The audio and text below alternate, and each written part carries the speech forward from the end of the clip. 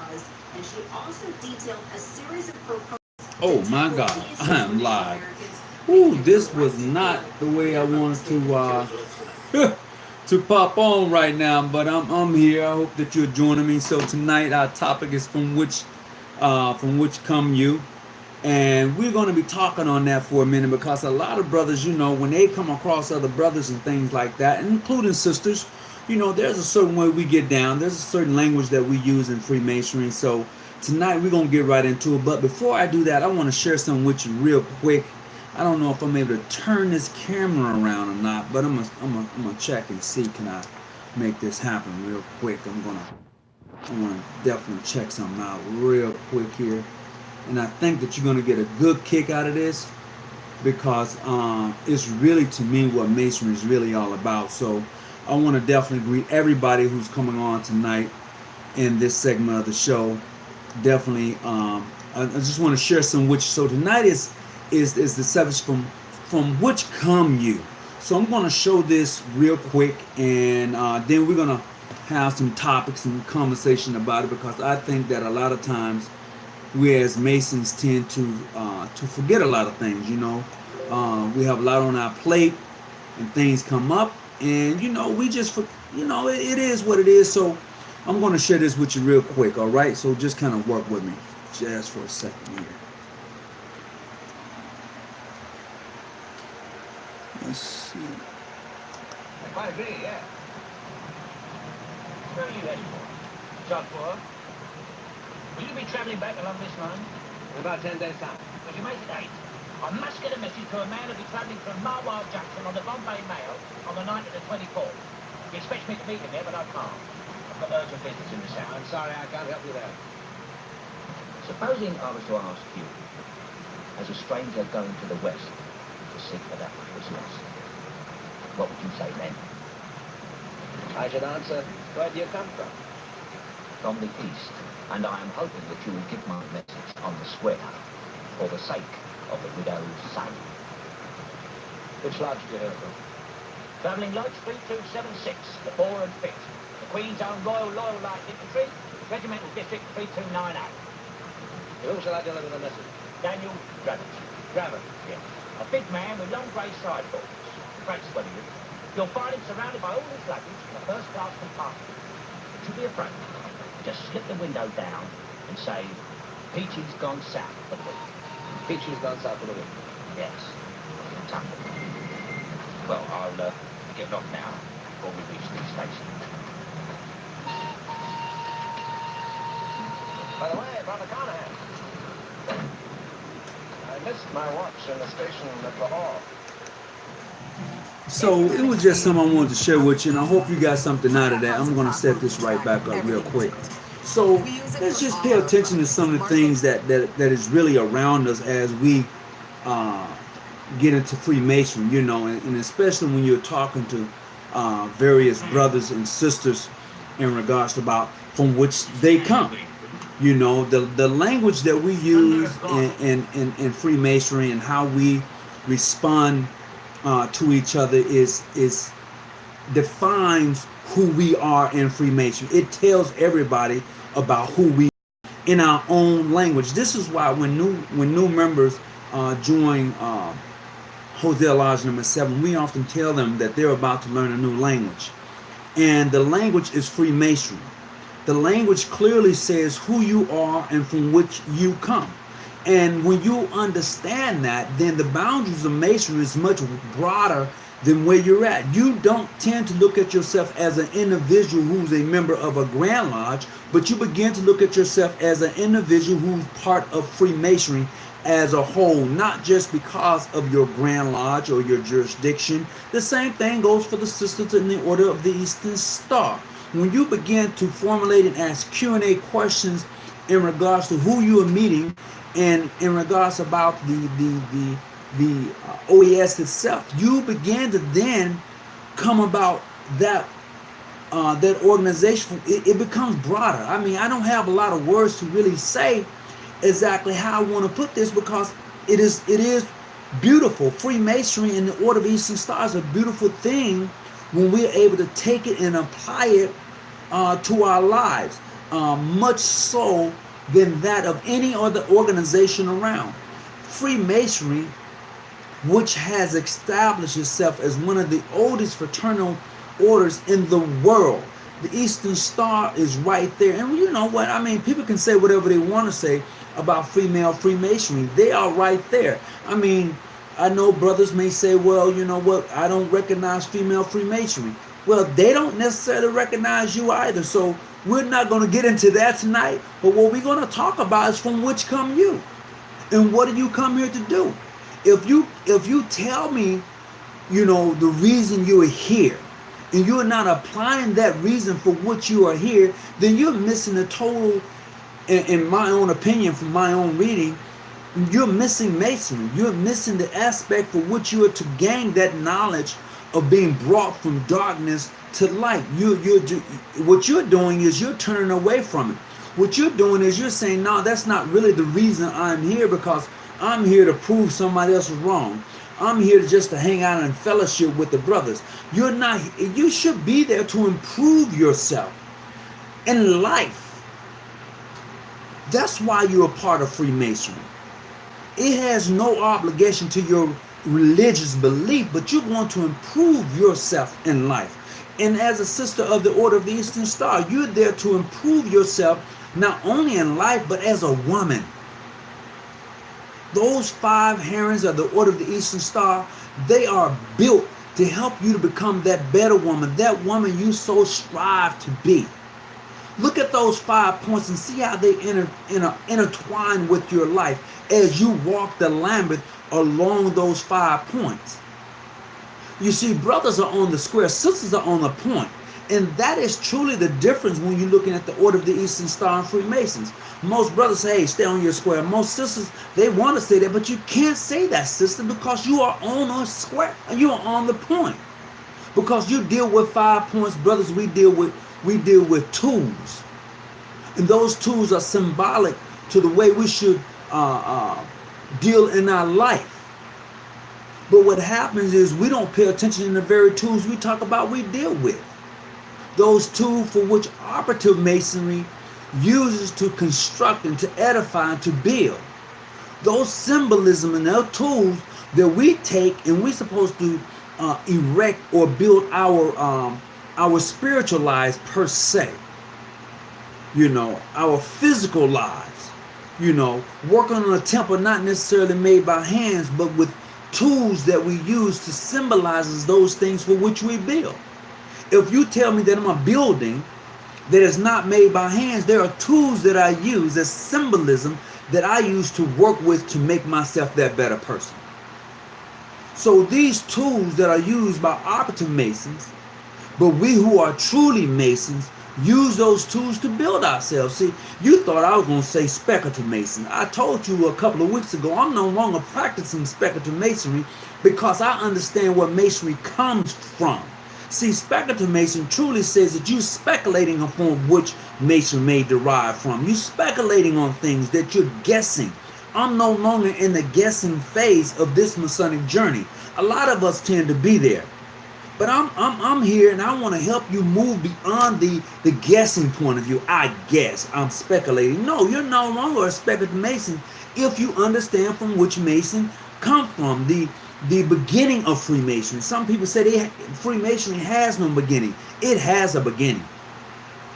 You see, in 1717, some may say 1728, those Masons took and then said this will be the beginning of Freemasonry and the system for which others must follow. But I beg to differ. I would tell you long before that system was in place, there was another system. And many of us have heard of or have dealt in or may be dealing in those systems which we call the mystery schools. So if you will look at the pyramid, for which it is built on a block base with a point at the top, if you go and you will indulge yourself, you would then know that within the temple, as you work your way to the top of that temple, there are many chambers within the temple.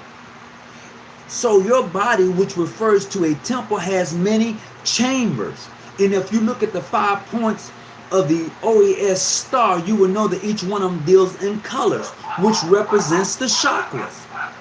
See, this thing is bigger than where you may think that you're at. You think that, oh, I'm just the old master mason, so this is it. No, this is not it. That is really your beginning. Once you come outside your shell and understand that there are messages and hidden messages behind Freemasonry. See, one of the most powerful degrees that I've come across in Freemasonry, or may I say some of the most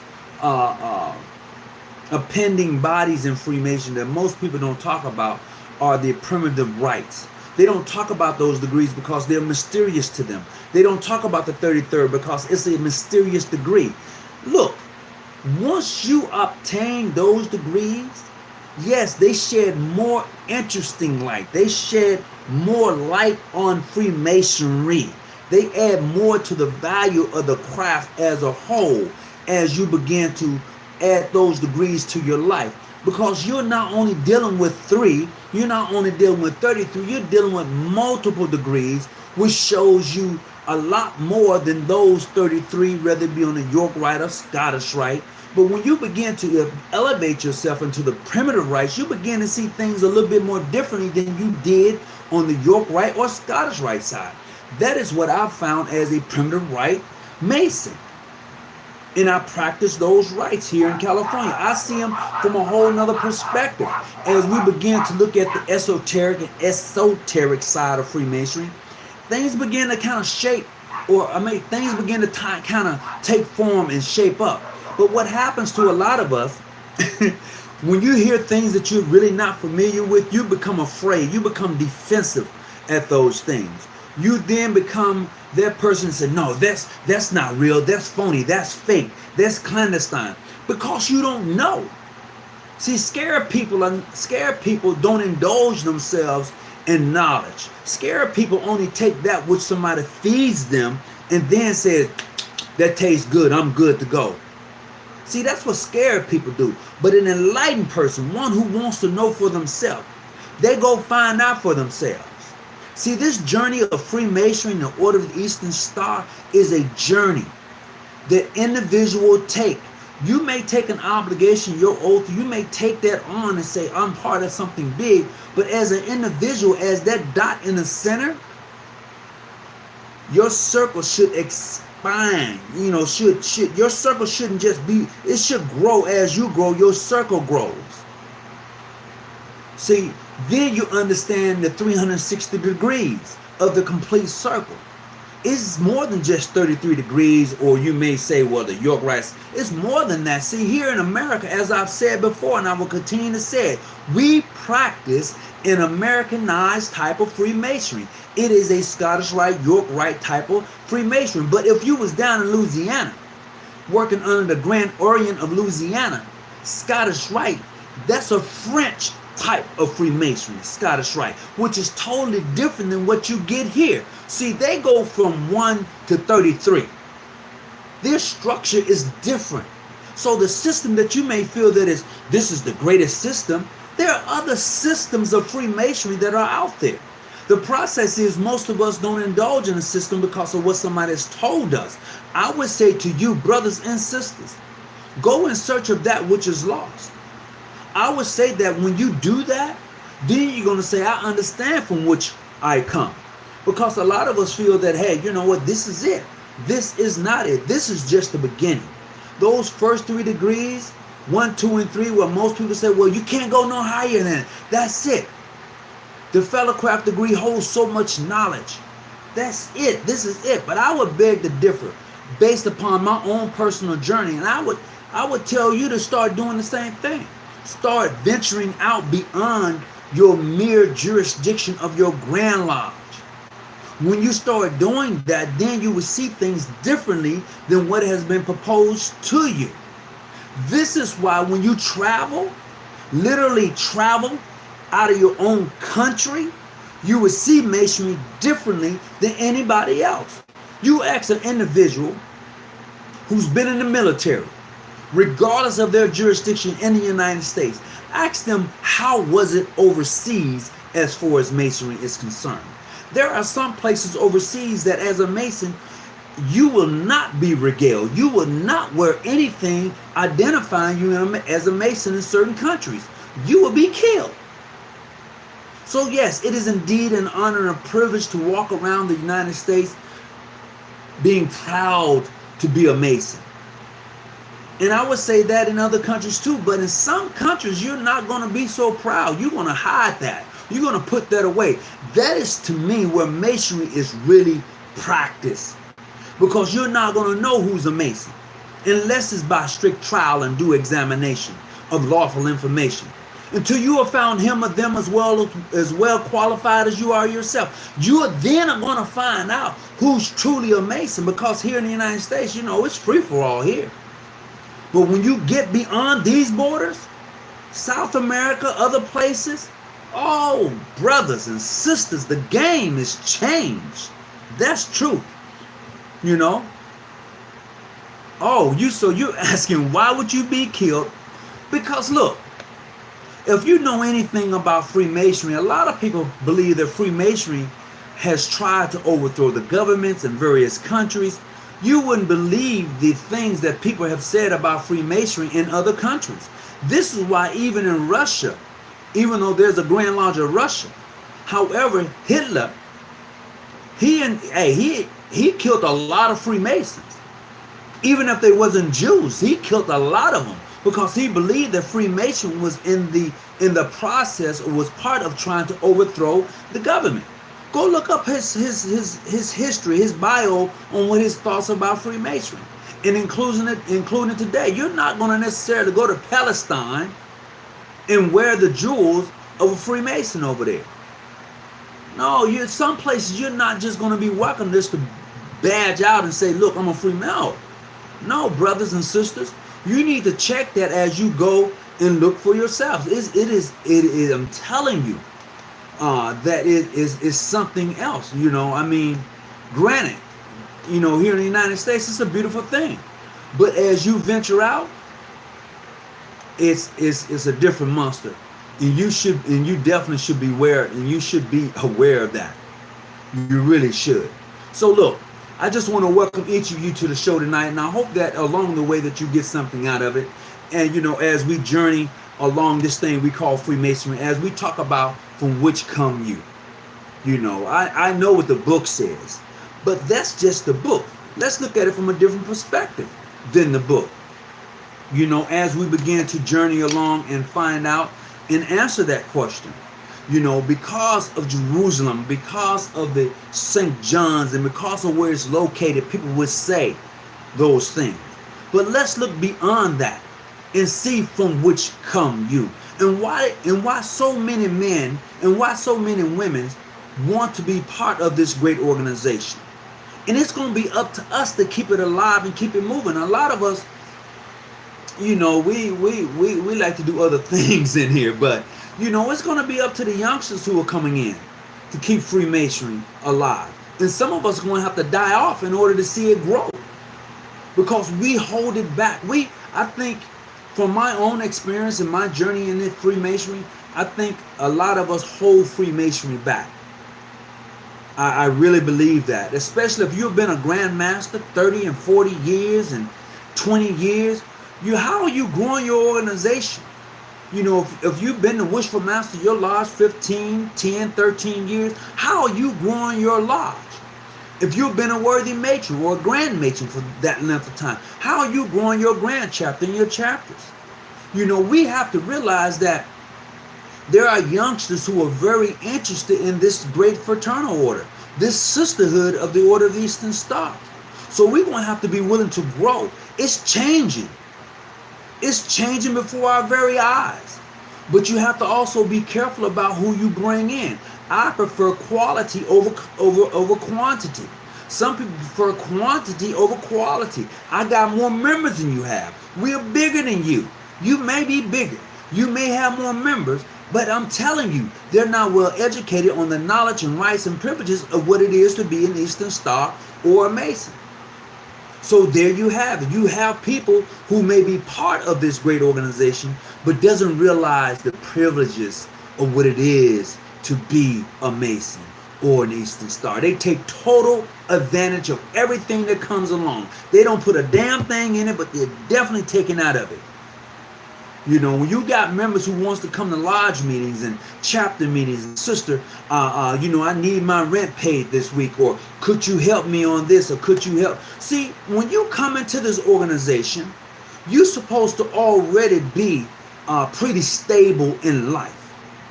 You're supposed to already be on a road of higher learning and education. This is why when you look at a person who's a minister, who's coming into the order, who's coming to be a Freemason, his initiation is different. I've said that before, and you should go back and look at the initiation of a clergy coming into Freemasonry. You should go look at that. And I'm gonna say this here real quick, because some people, man, I've seen some videos.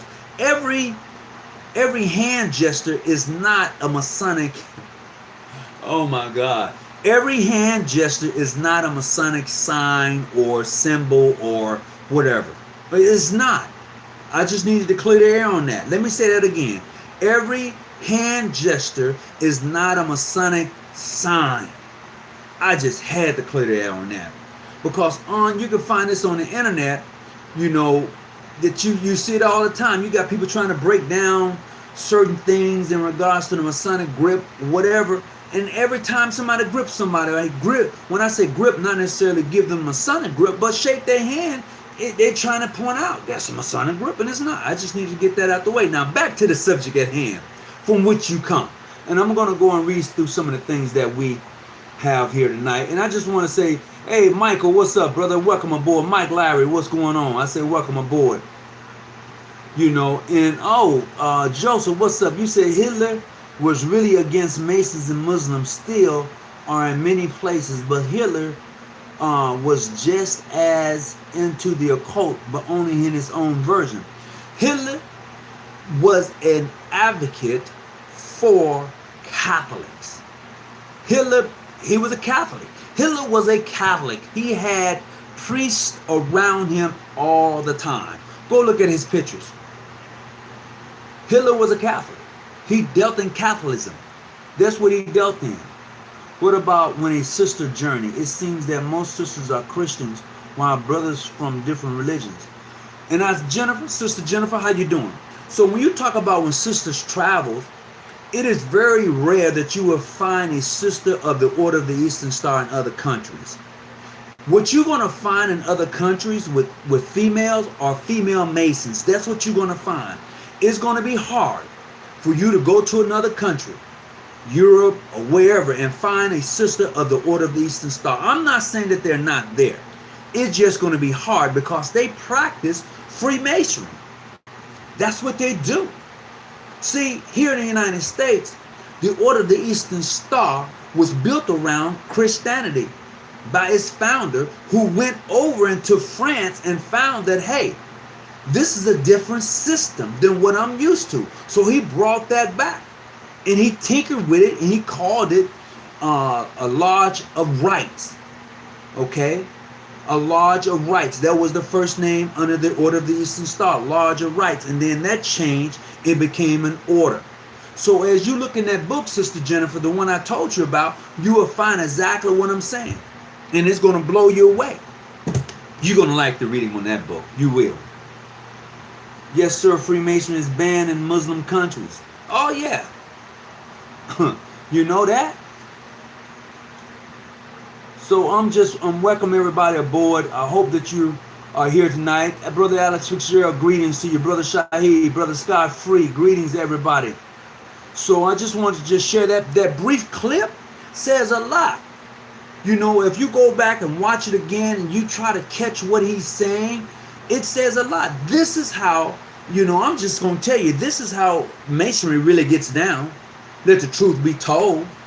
You know, that gentleman on that train wasn't worried about that brother and his, he wasn't worried. Look, Freemasonry is bigger than where you at.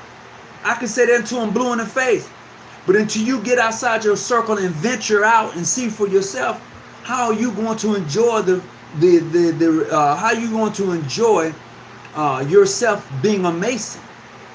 You know, you may say, well, there are certain lodges I can't go to. And what? Do you know how many Masonic lodges there are in the United States? Not just those of the mainstream, Prince Hall. Look at International. Look at Modern Free. Look at the Ancient Free and Accepted Mason. Look at other Jewish. Man, it's beautiful. You are just not limited. And when you go visit these various lodges, they're not going to open the same way you open. They're not going to close the same way you close. There's going to be something different in regards to how they may do their work. And that is the beauty of Freemasonry in the Order of the Eastern Star. This is why it's important, sisters of the Order. This is why it's important. I would tell a sister of the Order, and some people may get upset at me right now, but hell, it's all right. I got permission from my Grand Master.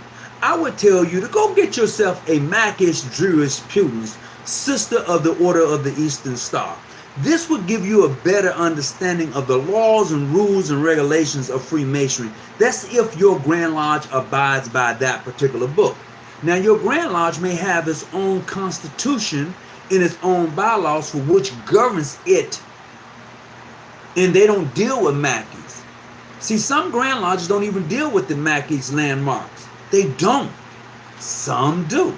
Some may say, well, Macish Jurisprudence is the Bible. It is the it of Freemasonry, and it is not the it of Freemasonry. And I say that to say this because I've ordered a new book. This is my new book that I ordered, The Masonic Law and Practice with Forms in it. This is my new book, and brother White, I've sent him his book. He asked me if I get another one to send it to him. So, you know, Masonry is something to behold. It's a great organization. It really is, but you have to come outside of your shadow. You got to get outside that box. You got to realize that that dot in the circle, my brothers, for which you gravitated around, gets big. The earth is not the only planet in the universe. It is one of so many, you know. So this is how you have to look at Freemasonry. It is not the only. It is not the only secret society in the world. It is not. It may call itself one of the biggest, but it's not. You have the Odd Fellas. You know, I have my application. I'm going to say this. I'm proud. I'm happy. I have my application in for the Odd Fellas, and I want to thank the brothers who sent me the application from Bellflower Oddfellow Masonic Lodge. Masonic Lodge? Lodge. I don't want to say Masonic Lodge, but I want to say thank you. I appreciate the application. And I look forward to that journey. There are many secret societies that none of us really speak of or know a whole lot about. We talk about Freemasonry in the Order of the Eastern Star because they're privy. They're at our fingertips. But a lot of things we're just not going to know. And I would tell you this, as I said before, in many of the circles within Freemasonry, there are some things that you would never be privy about. There is. See, your Grand Lodge, your jurisdiction is different than any other. I don't care what it is, it's different. So you're not going to be privy to what they do.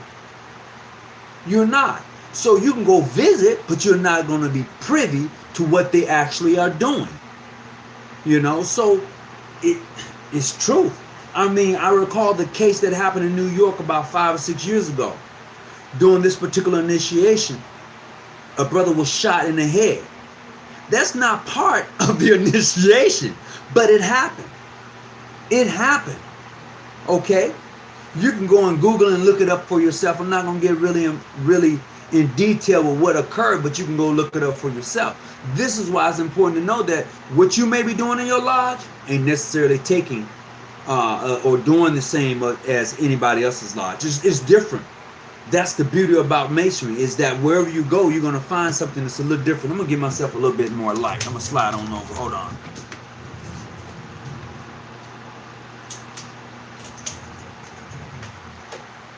Oh.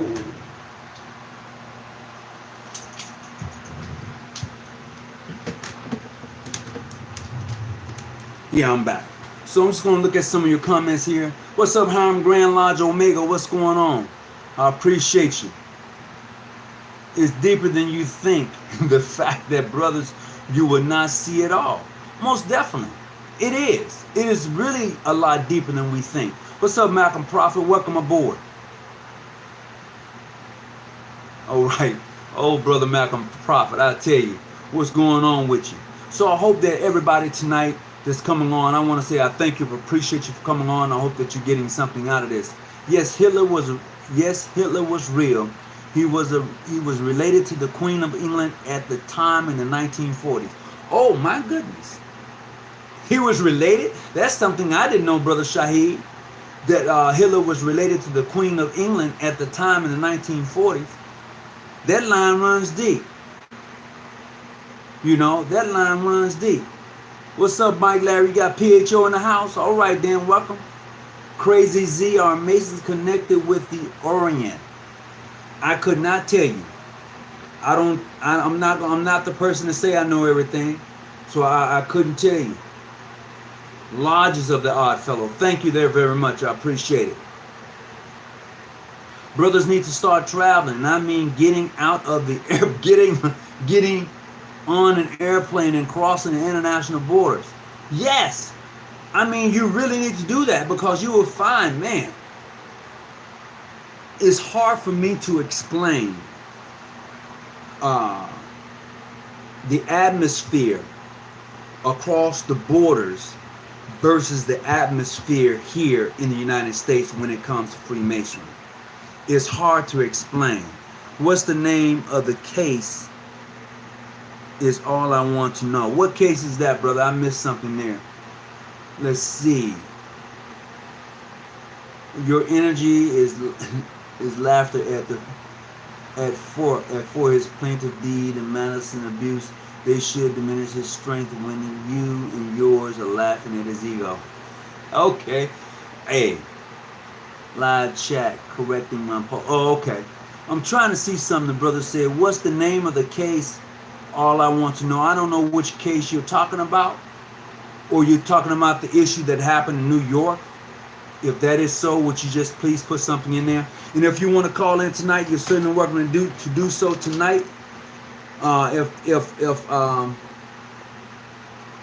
my person is on tonight, brother Mike, if you don't mind, the number tonight is going to be 619-286-0642 is going to be tonight's number. And as we move forward, I would just want to welcome everybody for coming on. Please hit the like button for me. And if you don't care for the show, hit the thumbs down. It doesn't matter. Just watch and learn. We all can learn something from each other. That's why I offer and say to anybody, if you want to call in, please do so. So tonight's number is going to be 619-286-0642. That's tonight's number. So my question to you tonight is, which come you? From which come you tonight? So let's have that topic. Let's have that conversation tonight. So greetings, everybody, and welcome aboard. So as I proceed to go on tonight, I'm going to show you something that I've been working on, and I hope that you get something out of it. I think it's very interesting.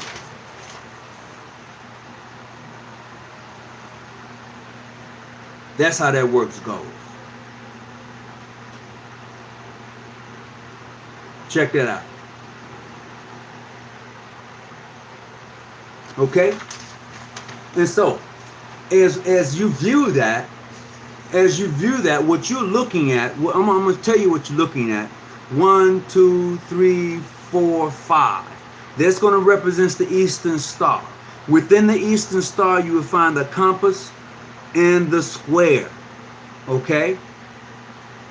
Then from here up to here, you're going to deal with your chakra. See, in the order of the Eastern Star, they deal in colors. They have a yellow, a red, a blue, a white. I'm missing a color. There's a color I'm missing. In a green. Those are chakras colors. Okay? Those colors represents different, yes, thank you, Brother Shahid. Those colors represent chakras, which also represents different types of flowers and different meanings behind that. Like the lily, the evergreen, the rose, it represents jasmine, It represents just different. The lily, the jasmine. It represents also the evergreen. It represents the rose. There's one more missing as far as the Eastern Star is concerned. Okay, so you see that, right? So the 5 points of the Order of the Eastern Star. Okay, you got the compass in the square that is hidden within inside the points. And not only that, now if you really get down with it, you're going to take a look at this here. This is the 5 points of the star, of the Order of the Eastern Star. And as you take a look at right here, okay, this right here is their altar, which represents the Masonic apron. See, this, I mean, it's a beautiful thing when you take a look at it. See, this right here is the Masonic apron. Yeah, you can flip that. Now, if you look right here, this is your flip up, which represents the higher man or the higher being. Okay, now, if you take a look here, if you take a look right here, this is going to be your flap being down, which covers your genital area right here. See, your flap down. That's going to cover your genital area. See, this thing gets a lot deeper than what we usually talk about when we're dealing with the Freemason and the Order of the Eastern Star.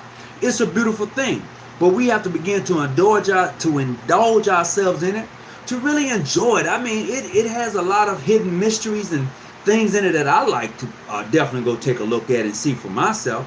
This is why I like to go and visit various jurisdictions. I can always learn something.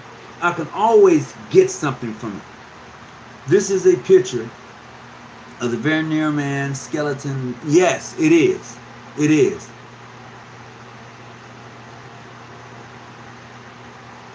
Oh, you like that Allah comment? You got to use it, huh? Yes, it has a lot of meanings within it. All right, so you say the red represents the blood that was shed. Okay, you can go there. You could say the red represents the blood that was shed, but also it represents a lower chakra. And if I'm wrong, somebody can correct me if I'm wrong when I say that. Those who are really, really familiar with chakras and what they represent, you can definitely correct me on that. I don't mind. The blue, the velvet, the firm. Thank you. I appreciate that, Sister Jennifer. I appreciate that. So all of that represents something. Let's really dig a little deeper into that whole thing. Because what happens is, you see this here right here? This right here, that's a broken column. Now for those of you who has been initiated into this thing, you understand what the broken column represents, right? Brothers, you understand what the broken column represents. Sisters, you have a broken column too. Now each one of your points, sisters, as you already know, you have what? It's 5 degrees. Each point represents a degree. Am I right, sisters? You know what I'm talking about. And not only do your points represent a different degree, you have passwords and things that go with them points. Sisters have a 3, 5, and 7. The sisters have a 3, 5, and 7, brothers. Yeah, they do. I mean, Sister Jennifer, if you're still on, I need for you to verify if I'm right, if I'm on the right track. But the sisters have a 3, 5, and 7. Yeah, they do. And this is why we're so closely connected. You said this is why we are created in a 3, 5, and 7. Well, yeah.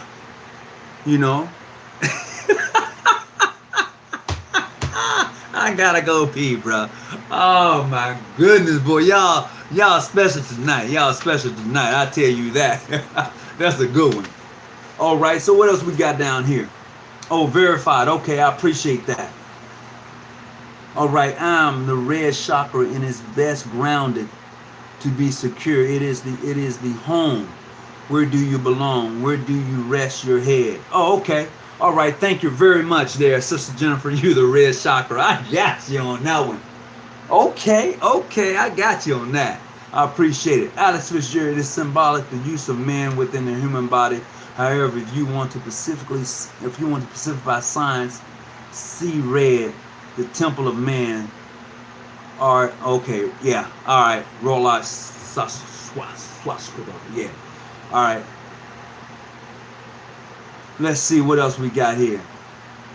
What? Mine wishful master believed that when he explains it, it made sense. Oh, okay. All right. Christian, what's going on? Wheatley, what's happening? I hope everything is all right. William Hodges, what's up?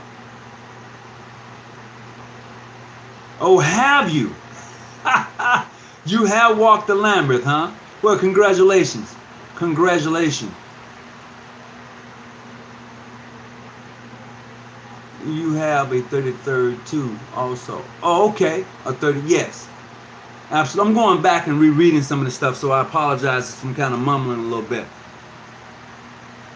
The Masonic craft is rather than only a trestle and pronounced as a trust all, aka the master plan, the master plan. We must learn to trust, but only the like-minded can reveal the dogma of us. Oh, okay. Michael, you on to something right there. You on to something. Body, soul, mind, and state. Man, state. Body, soul, mind, and state. The Red Cross. Oh, okay. So, if you want to get back into that point of the Order of the Eastern Star, not only are you talking real deep symbolism, let's look at the 5 wounds that Christ received as he was up on the cross, and the 5 nails that was put in his body at the same time. This is how deeply related that the Order of the Eastern Star is to Christianity. It is deeply related, you know. And also, even if you indulge yourself in the Quran, it is deeply related also, because both of those writings cross each other. They do. They do. Both of those writings cross each other. Scriptures that are in the Quran are also in the Holy Bible. They mirror. They may change it, but they almost mirror each other. And the unique thing is about the Quran that they've never really changed the writing. It's hard to translate words from Arabic into English in some cases. Okay? But in the Bible, we know that there's several different translations, and in the words from which the scriptures are written from, you lose the language in those words, because things that you translate from Greek to English are sometimes hard to do, or even from Hebrew to English. Those words are sometimes hard to translate. But those who have rewritten the Bible and rewritten the Bible, it's hard. Now, there's a particular version of the Bible that I like, that I was introduced to, and I think it's like 18 something another, 17 something this Bible was written in, and I kind of like that translation, that part, because it really sticks to a better translation of the Bible, besides the NIV, the New King James, and all of that. You know, I try to keep it simple, you know, and try to really be able to grab hold to what I'm trying to digest in my system. I really try to hold to that. So I just want to welcome everybody on tonight, and I hope that you're getting something out of this. HAB was a representative, of Christ. The 3 blows. One HAB went through was the 3 blows Christ went through. Okay. All right. Yeah, he did go through 3 blows as he walked that long road, did he not? Out the what? What gate did he go out of? Because if you remember in the story of Christ, when he was found guilty and he was beaten, and then he was placed on his head some thorns. Now I'm going to say this about those thorns that was placed on the head of the Messiah or the King. All right. If you are a 33rd degree Mason, you should have a better understanding of that crown. You should have a better understanding of that crown. Now, as a 33rd degree, you're going to have a couple of crowns, but 2 in particular represents those thorns that was placed upon the head of the Messiah. the 33rd crown, which is purple and gold. Okay? Then you have that of the honorary degree of a 33rd, which is a white crown. Okay? Which has those same the emblems around it. So those represents the thorns of Christ. Oh, you didn't know that as the higher you go in these degrees, you man, I can't say it here. What I want to say, I can't necessarily say here because I'd be giving up the ghost, and I can't give up the ghost. I'm not ready to give up the ghost yet. But I'm just saying, it's a journey, you know. And I would say, even for the sisters, as you begin your OES journey, please, by all means, go and journey up through the Harems of Jericho, the Daughters of Sphinx, and the Lady Knights of Templars, and the Harems of Jericho, and those other preceding degrees for which you may want to get a hold to.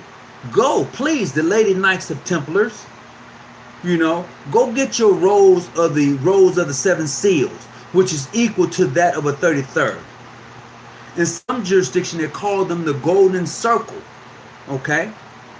So please, by all means, get it all. If you're going to be in this organization, I would tell you to get it all. But in the process of getting it all, understanding this, you're still not going to have it all. Yeah, you can get it all, but you ain't going to have it all, because the more I read out of some of them books I have in the back in my study, I'm like, damn, I didn't see that coming. You know, I didn't see it coming. So it is up to us individually to go and find that which is lost, to understand the very organization for which we say we love. It is up to us to go get that knowledge and understanding, you know. So I'm gonna share this with you.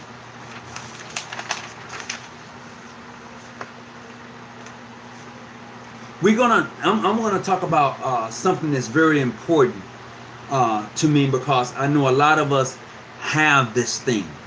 A lot of us have this thing we call the Masonic ring. I'm gonna take mine off. I wanna see if I can get a better close-up shot. I'm gonna take mine off. This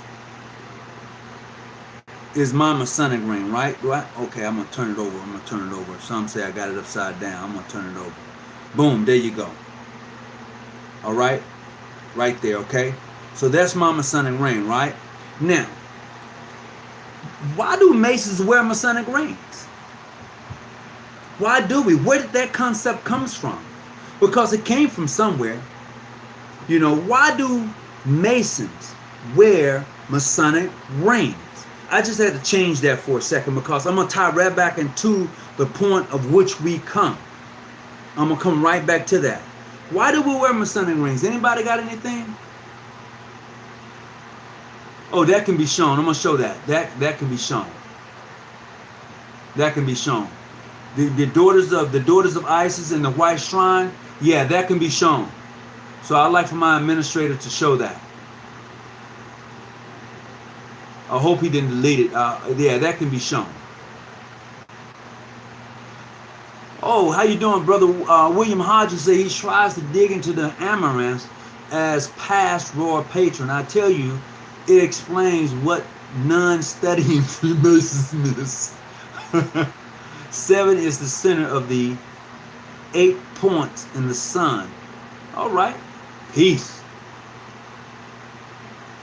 Let's see what else. I'm missing something down here tonight. Oh, yes. Acacia of Thorns. Yes. You know what it is. He said, making it hard for me to do my thing. Thong, the thong, thong, thong.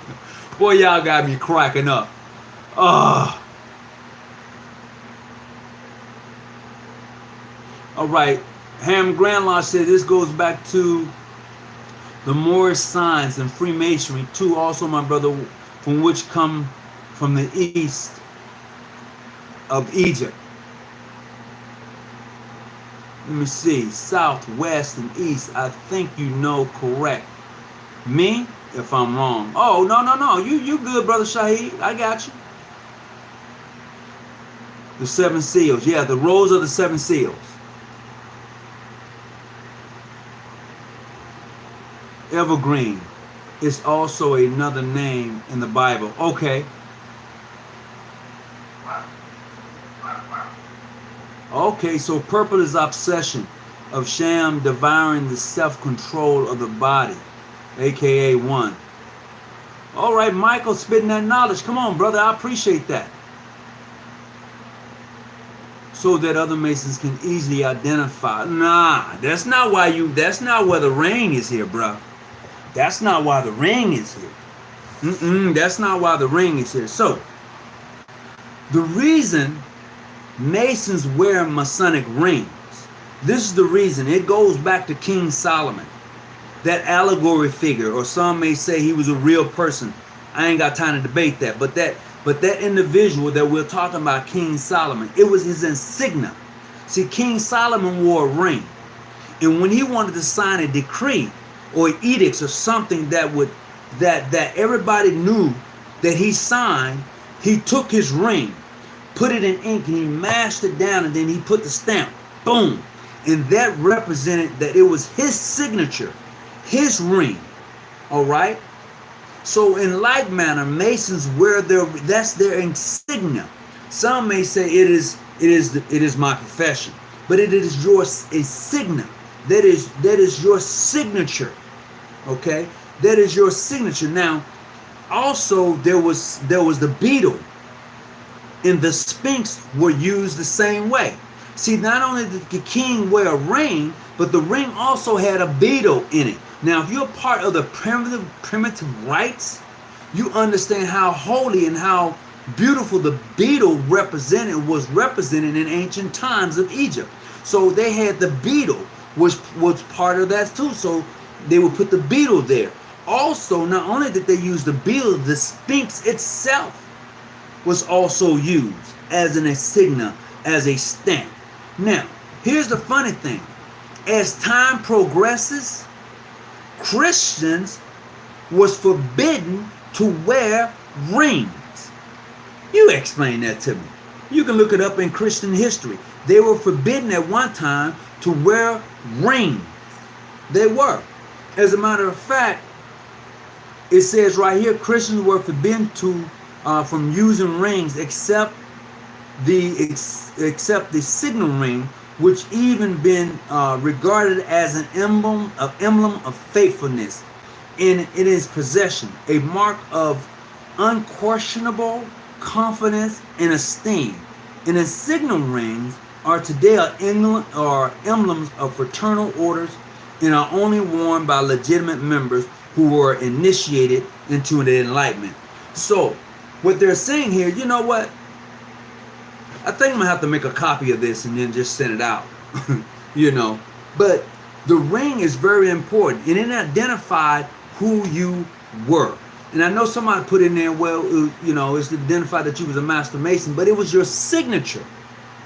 It's your signature. So they would take it, put it in ink, and boom, it was your signature. This is why there's only 2 times in Freemasonry that you get a ring. One is when you get your 14th degree, and the other is when you get your 33rd.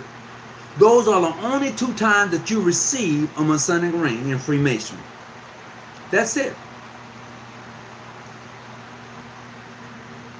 Okay, not a beetle, okay, but a dong beetle. Okay, all right, appreciate that, Brother Larry, thank you.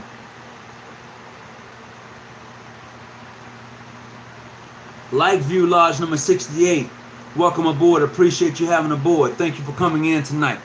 If anybody got anything they want to share tonight, please do call in. That number again is going to be 619. They're going to be 286 0642. If you want to call in tonight, you're certainly welcome to do so. I appreciate that. Again, that number is 619. Let's see, 286 0642. That's if you want to call in tonight, you're certainly welcome to do so. I don't know where that thing is going, but I hit enter and it just disappears on me.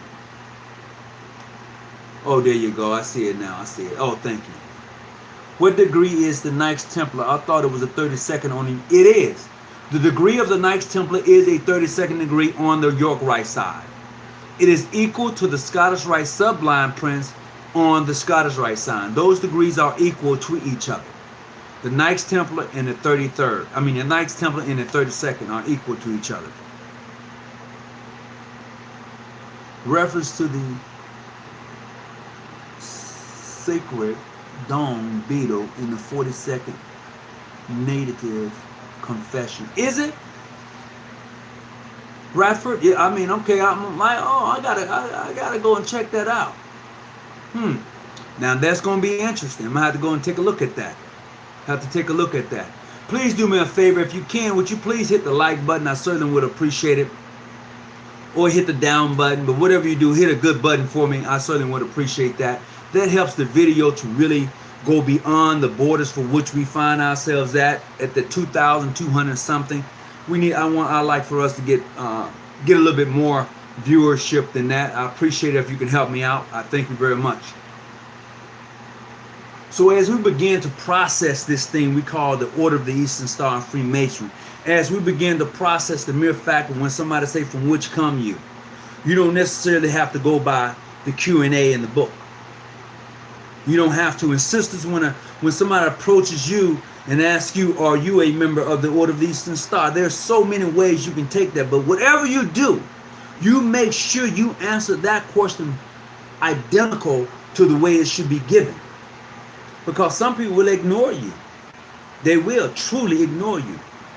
I wear my ring because someone told me if I memorize a little blue pamphlet, no one can take it from me.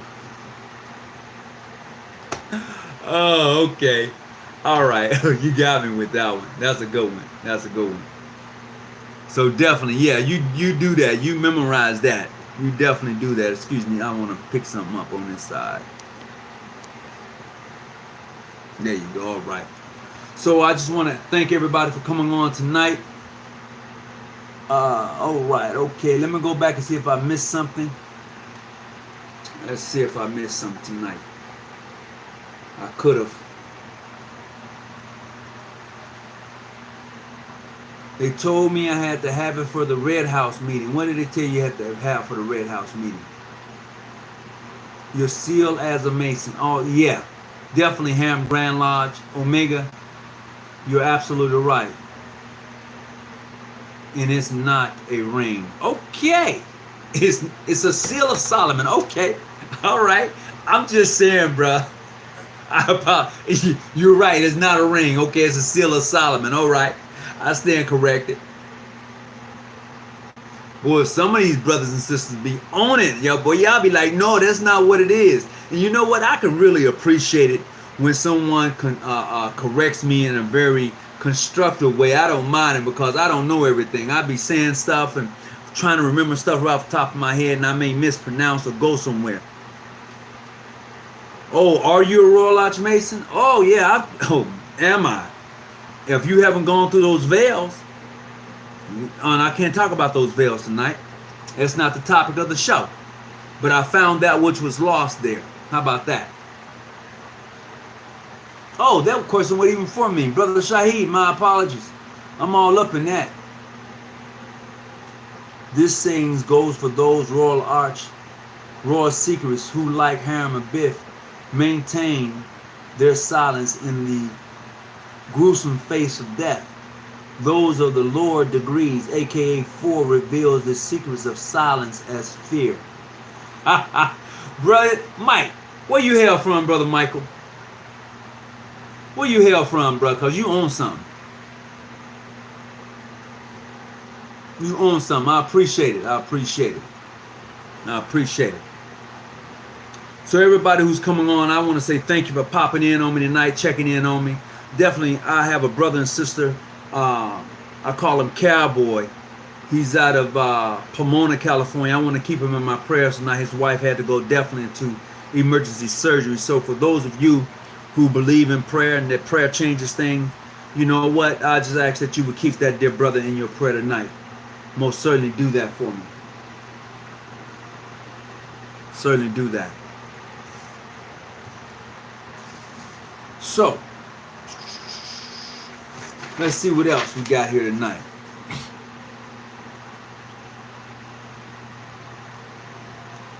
Oh man, I think that's gonna do it for a minute. Think that's gonna do it. Enterprise number 31, PHA. Welcome aboard. Welcome aboard.